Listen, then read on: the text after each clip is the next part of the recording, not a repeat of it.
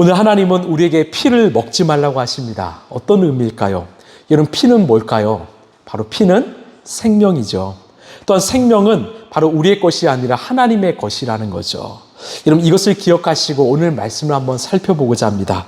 우리 신명기 12장 15, 16절 함께 읽겠습니다. 시작.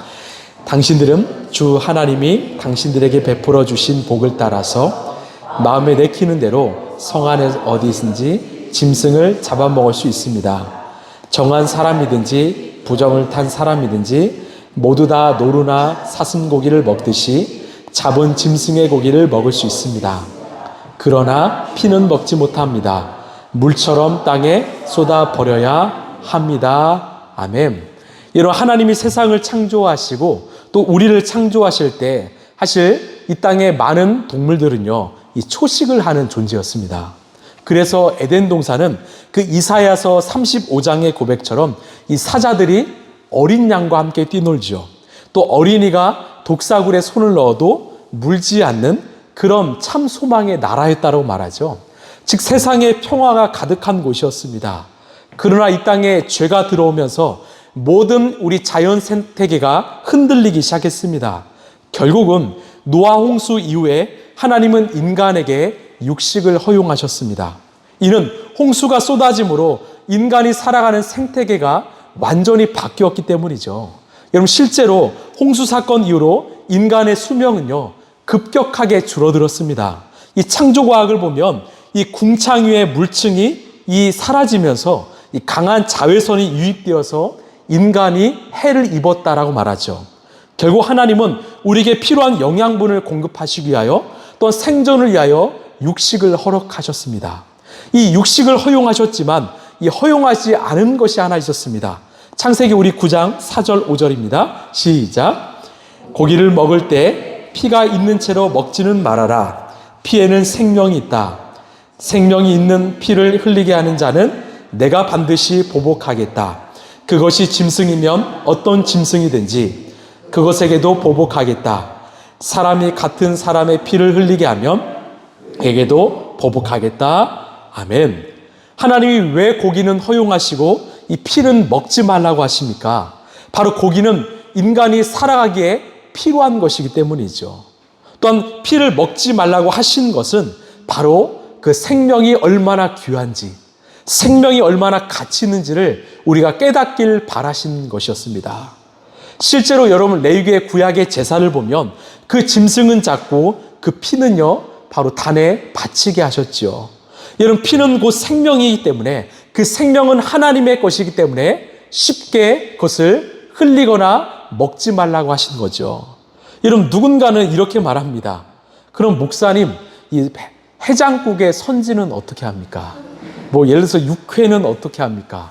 아까 하민이도 저에게 묻더라고요. 아빠는 스테이크 좋아하잖아, 이러잖아요. 저도 사실 되게 좋아합니다. 근데 이것은 이 문자적으로 무엇을 지키냐 안 지키냐의 문제보다 이 시대 속에서 그 예수님께서, 하나님께서 말씀하신 그 말씀의 정신인, 즉 생명은 누구의 것이라고요? 하나님의 것이라고. 이것을 알고 지키고 인정하는 자세를 바라시는 거죠. 여러분, 그래서 우리는 모든 생명을 존중해야 합니다. 모든 생명을 보호해야 합니다. 여러분, 이 지구도 마찬가지죠. 하나님이 주신 생명들이 바로 인간의 죄로 인하여 파괴되고 있습니다. 환경 오염이 일어났지요. 여러분, 그래서 우리는 이 생명을 존중하고 보호하는 일에 우리는 크리스찬은 앞장서야 됩니다. 우리 17절에서 19절까지입니다. 시작. 당신들이 11조로 바친 곡식과 포도주와 기름과 소와 양의 처음 난 것과 서원하고 드린 갖가지 서원 제물과 자원 제물과 높이 들어 바치는 곡식 제물은 성 안에서는 먹을 수 없습니다. 그것은 주 당신들의 하나님이 택하신 곳으로 가지고 가서 주 당신들의 하나님을 앞에 모시고 먹도록 하십시오.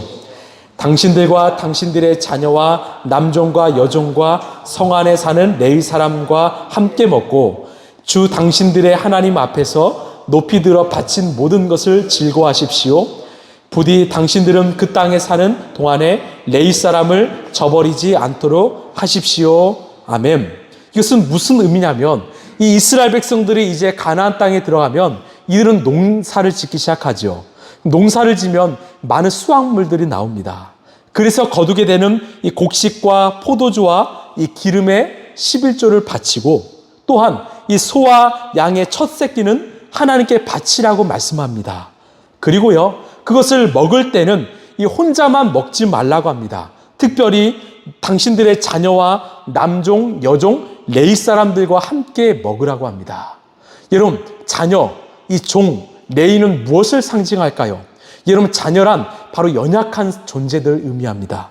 종이란 이 비천한 존재들이죠. 그리고 레위 사람이란 이 가난한 존재입니다. 왜요? 이 레위 지파에게는 이 기업을 주지 않으셨기 때문이죠. 즉, 이 땅에서 가난하고 연약하고 비천한 존재들과 함께 너희들은 먹으라는 거죠.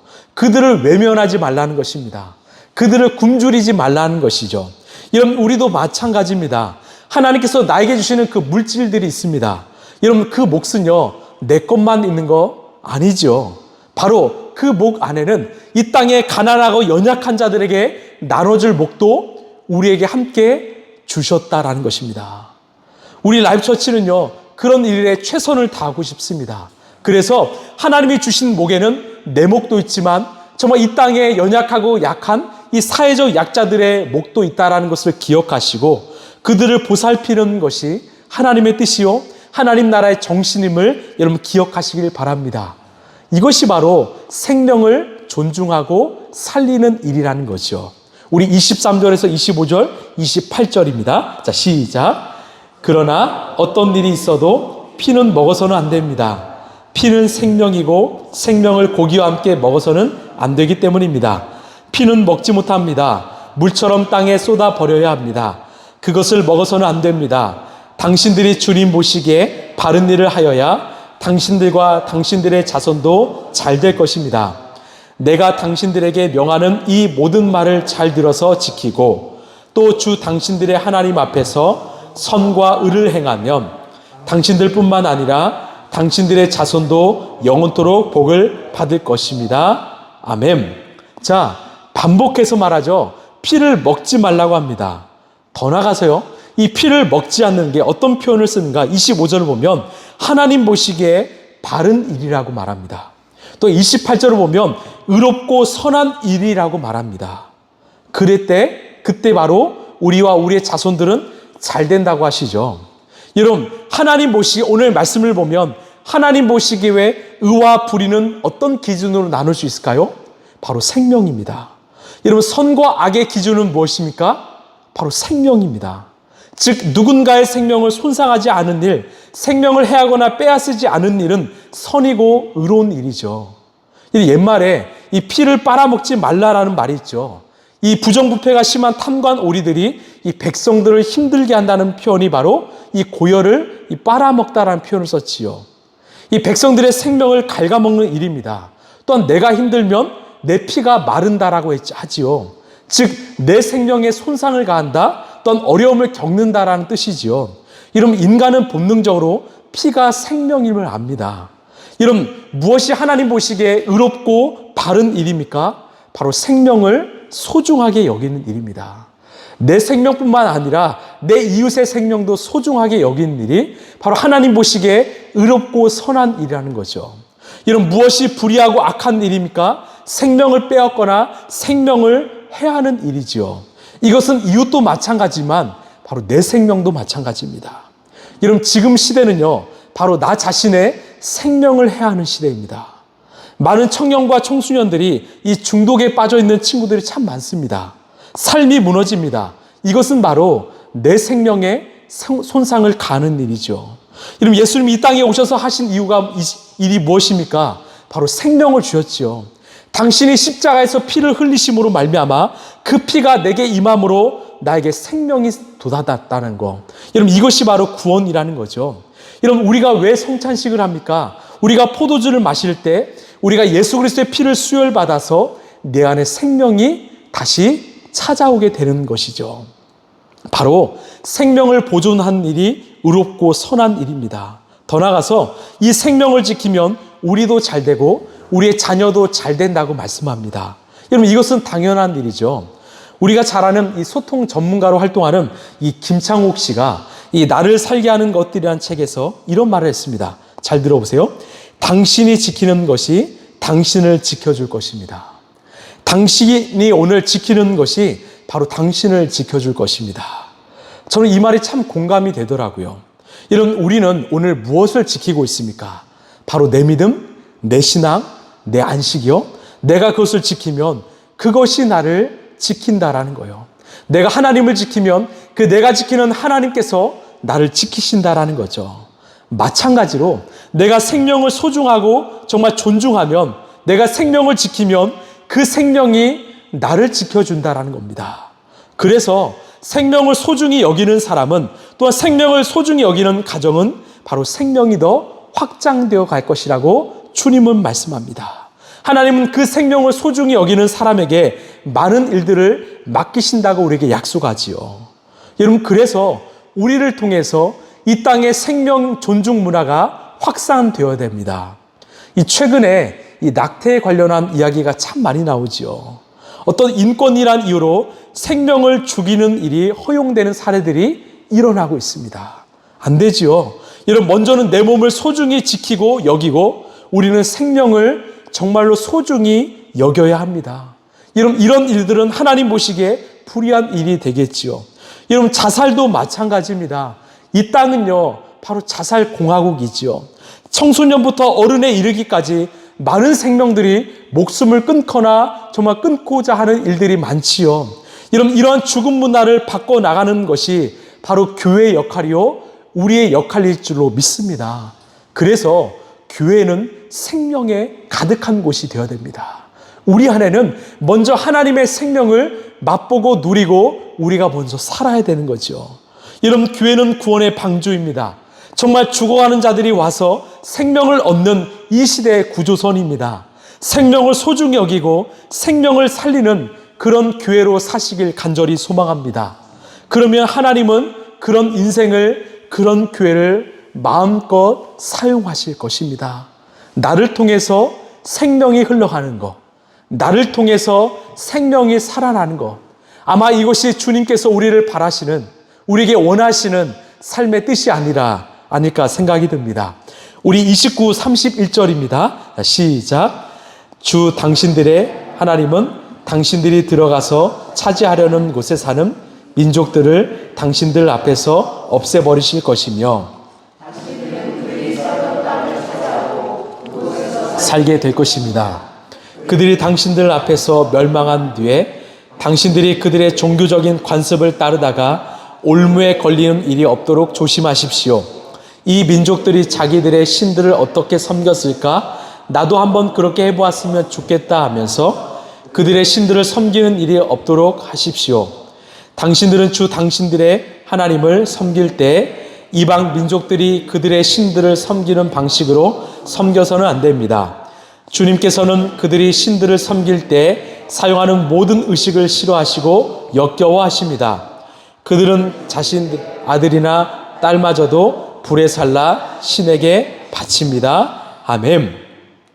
자, 하나님은 가나안에 들어가서 이들에게 하지 말아야 될 일들을 말씀하시는데 참 재미난 표현이 등장합니다. 30절 한번 보시면 바로 이 민족이 어떻게 신을 섬겼을까? 이 호기심이라도 그 신을 섬기지 말라고 하십니다. 왜? 그러다가 올무에 걸린다라는 겁니다. 저는요, 이 시대의 모습을 봅니다. 여러분, 이 시대는요, 참 많은 것을 보고 경험할 수 있는 시대예요. 예전보다 많은 정보가 우리에게 찾아오는 시대이지요. 나는 모르고 싶지만 미디어를 통해서, SNS, 인터넷을 통해서 우리에게 그런 정보들이 찾아옵니다. 이게 참 문제인 게요. 이런 청년, 청소년들이요, 요즘 심각한 문제 중 하나는 바로 마약이죠. 이 마약이 어떻게 유통되는가 몰라도 다 SNS, 인터넷 문화들은 우리에게 알려줍니다. 불법 도박이요? 어떻게 알 수 있는가? 다 알려줍니다. 호기심으로 시작했다가 헤어나올 수 없는 시대라는 거죠. 그래서 우리는 절제하는 삶을 살아야 됩니다. 왜? 내가 몰라도 될 악하고 음란한 정보들이 너무나 우리의 삶을 두드리고 있기 때문이죠. 여러분, 그것을 이겨낼 인간은 아무도 없습니다. 그래서 이렇게 영적으로 혼탁한 시대일수록 더 깊은 신앙과 온전한 믿음이 필요하다라는 거죠. 우리가 온전히 더 하나님을 찾고 구하고 붙잡아야 될 그 믿음이 더 필요하다라는 거죠. 제가 청소년 사역을 했을 때요, 이 중간고사, 기말고사가 되면요, 이 학생들이 빠지고는 합니다. 왜? 이 시험 준비 때문에 학원에 가는 친구들이 있었기 때문이죠. 그러면 이 보통 사역자들은요, 그날에는요, 이 학생들에게 좀 기분 좋게 해달라고 정말 그렇게 예배를 준비하면 어떨까, 그런 이야기를 참 많이 했습니다.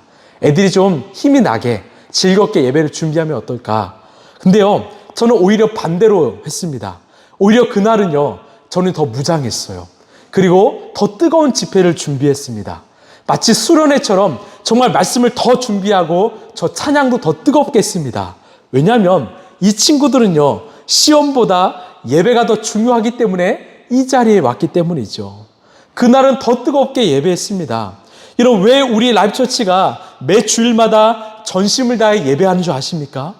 이 시대는 우리를 가만히 놔두지 않기 때문입니다. 한 주 동안 얼마나 우리를 무너뜨리기 위하여 많은 시험과 유혹을 우리에게 보내는지 모릅니다. 얼마나 많은 사건, 사고가 우리의 삶에 찾아오는지 모릅니다. 사단 마귀의 역사가 얼마나 큰지 모릅니다. 그래서 시대가 더 어두울수록 우리는 더 뜨겁고 더 전심으로 예배해야 합니다. 여러분, 성경에 악은 모양이라도 버리라고 말하지요. 이런 관심 갖지 마시길 바랍니다. 오히려 우리를 온전케 하시는 이인 예수를 바라보시길 소망합니다. 여러분, 주님을 더 사랑하시길 바랍니다. 더 거룩을 위해서 몸부림치시길 바랍니다. 하나님은 더 분명하게 역사하실 것입니다. 우리를 더 많이 사용하실 것입니다. 오히려 이 혼탁한 시대에 한 줄기의 소망과 빛으로 우리를 사용하실 것입니다. 알곡을 통하여 하나님은 역사하실 것입니다. 여러분, 저는 소망합니다. 하나님께서 우리 라이프처치와 성도들을 귀하게 사용하시리라 믿습니다. 우리 마지막 32절입니다. 시작. 당신들은 내가 당신들에게 명한 이 모든 것을 지키고 거기에 한마디도 더하거나 빼서는 안 됩니다. 아멘. 여러분, 이것을 가감하지 말고 지키라는 거죠. 바로 그 생명을 위해서, 이 땅의 생명을 위해서 너희들이 살라라는 것입니다. 여러분, 이 시대만큼 생명의 가치가 훼손되는 시대가 어디 있습니까? 정말 이 존중받아야 될 인간이 상품화되고 물질화되어서 서로 죽이고 빼앗고 싸우는 그런 시대가 어디 있을까요? 얼마나 안타깝습니까? 사람을 그런 가치로 판단하는 그 시대, 사람이 하나의 물건으로 취급되는 시대, 존중받지 못하는 시대, 얼마나 안타깝습니까? 저는요, 이 말씀을 날마다 묵상하는데 에스겔 16장 6절 말씀인데요, 내가 내 곁으로 지나갈 때 내가 피투성이라도 되어 발짓하는 것을 보고 내게 이르기를 너는 피투성이라도 살아있으라, 다시 이르기를 너는 피투성이라도 살아있으라 하고. 여러분, 때로는요, 정말 우리의 생명이 흔들릴 만큼 정말 어려운 상황들이 찾아옵니다. 내 마음이 다치고요, 내 육신이 다치는, 내가 피투성이가 되는 그 순간들이 찾아옵니다. 누군가는 정말 살기 힘들다, 정말 죽고 싶다, 그런 고백을 할 때가 참 많습니다. 여러분, 그 순간마다 말씀드립니다. 여러분, 피투성이라도 살아있으십시오. 여러분, 그 생명이요, 하나님의 것입니다. 피투성이 되어더라도 여러분 살아있으십시오.